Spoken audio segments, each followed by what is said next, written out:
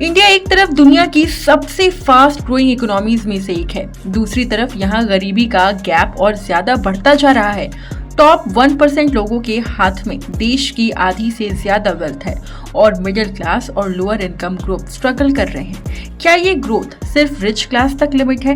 अब एक तरफ जहां विश्व गुरु बनने की बात होती है तो वहीं दूसरी तरफ यूथ अनएम्प्लॉयमेंट और इनइक्वालिटी जैसे इश्यूज डेवलपमेंट को इम्पैक्ट कर रहे हैं। तो क्या इंडिया सच में एक इकोनॉमिक सुपर पावर बनने की ओर बढ़ रहा है या सिर्फ एक इल्यूजन में जी रहा है?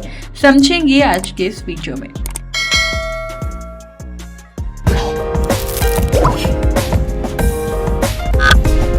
इकोनॉमिक ग्रोथ, रियलिटी और just numbers.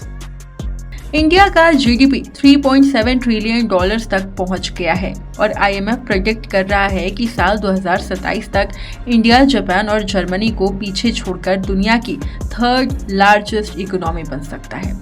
Startups, IT sector, manufacturing और एफडीआई में सॉलिड ग्रोथ दिख रही है।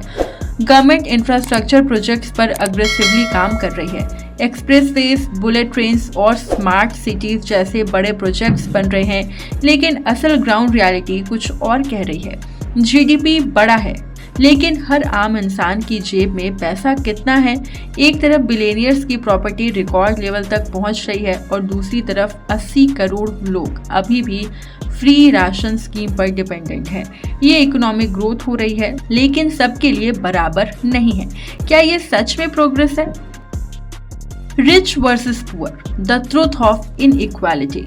इंडिया में वेल्थ गैप दिन प्रतिदिन बढ़ता जा रहा है। ऑक्सफैम की रिपोर्ट के मुताबिक सिर्फ टॉप 1% लोग देश की 40% से ज्यादा वेल्थ कंट्रोल करते हैं, जबकि 50% लोगों के पास सिर्फ 3% वेल्थ है। एक तरफ अंबानी और अडानी जैसे लोग नए नए बिलियन डॉलर प्रोजेक्ट्स लॉन्च कर रहे हैं, तो वहीं दूसरी तरफ एक आम आदमी महंगाई से परेशान है। इन्फ्लेशन और बड़ी समस्या है जो मिडिल क्लास और लोअर क्लास के लिए और भी टेंशन क्रिएट करती है। बेसिक नेसेसिटीज जैसे पेट्रोल, डीजल, दाल, चावल, सब्जी सब कुछ महंगा होता जा रहा है, लेकिन सैलरीज उतनी फास्ट ग्रो नहीं कर रही है। ये गैप सिर्फ इंडिया का नहीं, दुनिया भर का इशू है, लेकिन इंडिया में ये और ज्यादा साफ दिख रहा है। India versus China, the race for global dominance. India और चाइना की इकोनॉमी को कंपेयर करें तो एक चीज क्लियर हो जाती है, चाइना सिर्फ जीडीपी में नहीं, हर एस्पेक्ट में इंडिया से आगे है। चाइना का टोटल जीडीपी 17.9 ट्रिलियन डॉलर तक पहुंच चुका है, जबकि इंडिया सिर्फ 3.7 ट्रिलियन डॉलर पर है। सिर्फ नंबर्स नहीं, चाइना का मॉडल भी डिफरेंट है। चाइना ने अपना फोकस मैन्युफैक्चरिंग और एक्सपोर्ट्स पर रखा, जिसकी वजह से पूरी दुनिया उसके प्रोडक्ट्स पर डिपेंडेंट हो गई है। एप्पल से लेकर टेस्ला तक हर बड़ी कंपनी चाइना में मैन्युफैक्चरिंग करती है। इसके अपोजिट इंडिया का आईटी और सर्विसेज सेक्टर स्ट्रांग है, लेकिन मैन्युफैक्चरिंग अभी भी वीक है। मेक इन इंडिया एक अच्छा इनिशिएटिव है, लेकिन चाइना का मेड इन इंडिया मॉडल दुनिया पर डोमिनेट कर रहा है।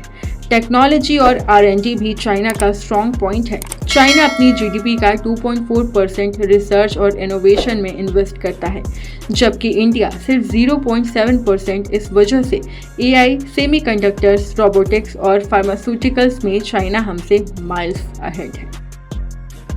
Job crisis, youths biggest struggle. India एक यंग नेशन है जहां 65% पॉपुलेशन 35 साल से कम की है, लेकिन आयरनी ये है कि बेरोजगारी सबसे बड़ी मुश्किल बन चुकी है। यूथ अनएम्प्लॉयमेंट रेट 23% तक पहुंच चुका है। हर साल लाखों ग्रेजुएट्स निकल रहे हैं, लेकिन उनके लिए जॉब्स अवेलेबल नहीं है। चाइना का मॉडल देखोगे तो वहां लोगों को वोकेशनल ट्रेनिंग मिलती है, जिसकी वजह से उनका लेबर फोर्स प्रोडक्टिव होता है। इंडिया में डिग्री कल्चर है, लोग डिग्रीज ले रहे हैं, लेकिन इंडस्ट्री में काम के लायक नहीं है। अगर ये गैप फिल नहीं किया गया तो इंडिया का डेमोग्राफिक डिविडेंड एक डेमोग्राफिक डिजास्टर बन सकता है। Can India really become a super power? India की पोटेंशियल बहुत स्ट्रॉन्ग है, लेकिन अगर रिफॉर्म्स नहीं किए गए तो हम एक मिस्ड अपॉर्चुनिटी बन जाएंगे। हमें इंफ्रास्ट्रक्चर और इंडस्ट्रियल ग्रोथ को और फास्ट करना होगा। मैन्युफैक्चरिंग को बढ़ावा देना होगा ताकि हम चाइना का एक रियल कंपटीटर बन सके। टेक्नोलॉजी और R&D पर फोकस बढ़ाना होगा, क्योंकि आज एक ज़माने में जो कंट्री टेक्नोलॉजी में आगे है वही दुनिया पर भी रूल करेगा। अगर ये रिफॉर्म सही तरीके से इम्प्लीमेंट हुए तो इंडिया सिर्फ एक इकोनॉमिक पावर हाउस नहीं बल्कि एक ग्लोबल लीडर बन सकता है। लेकिन अगर ये सिर्फ स्पीचेस और पॉलिसीज तक ही सीमित रहा तो सिर्फ जीडीपी नंबर्स को बढ़ाने का कोई फायदा नहीं होगा। आम आदमी की जेब में पैसे आने चाहिए, तभी असली ग्रोथ होगी, वरना सिर्फ हेडलाइंस में फास्टेस्ट ग्रोइंग इकोनॉमी लिखने से कोई फायदा नहीं है।